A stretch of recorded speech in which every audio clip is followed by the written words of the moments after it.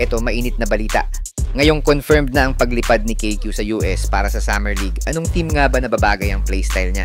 Personally, ito ang aking top 5 teams na swak sa playing style ni Kevin Kembao sa NBA.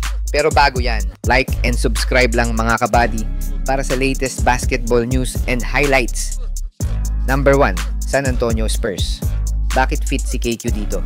Ang Spurs ay kilala sa pag-develop ng international players gaya ni Manu Ginobili, Tony Parker, at ngayon si Victor Wembanyama.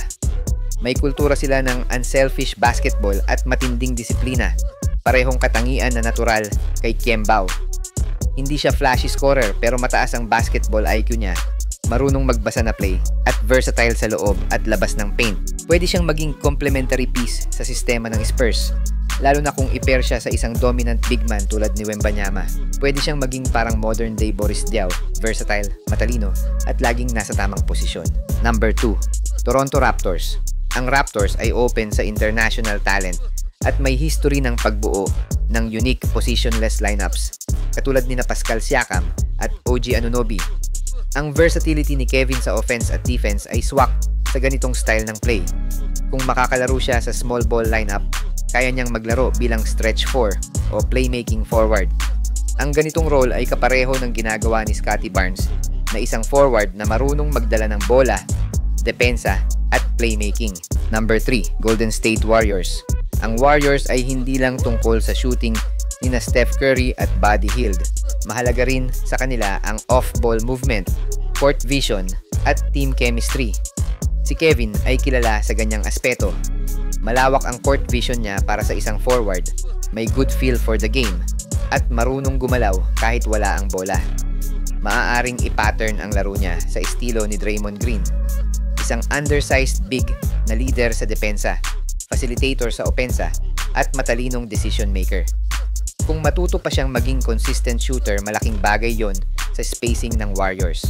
Number 4, Miami Heat.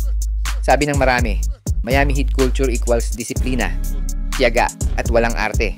Kahit undrafted o unknown ka, basta willing ka magtrabaho, may chance kang sumikat. Halimbawa, Max Strus, Gabe Vincent, Duncan Robinson. Si KQ mula pa lang sa UAAP ay kilala sa work ethic at commitment sa improvement ng kanyang laro.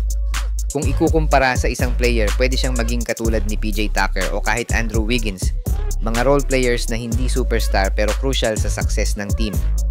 Pwede rin siyang gamitin sa positionless defense ng Miami na mabilis mag-switch sa lahat ng posisyon. Number 5, New York Knicks.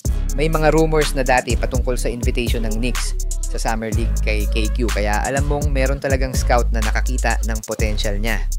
Ang Knicks ay currently nangangailangan ng depth sa forward position, at kung may injury sa core rotation, may opportunity para sa mga young prospects.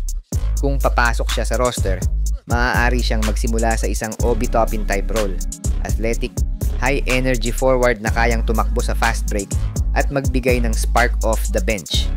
Pero kung mag-improve pa siya sa shooting at depensa, pwede siyang umangat sa rotation tulad ni Josh Hart na mahalaga sa rebounding, hustle plays, at playmaking.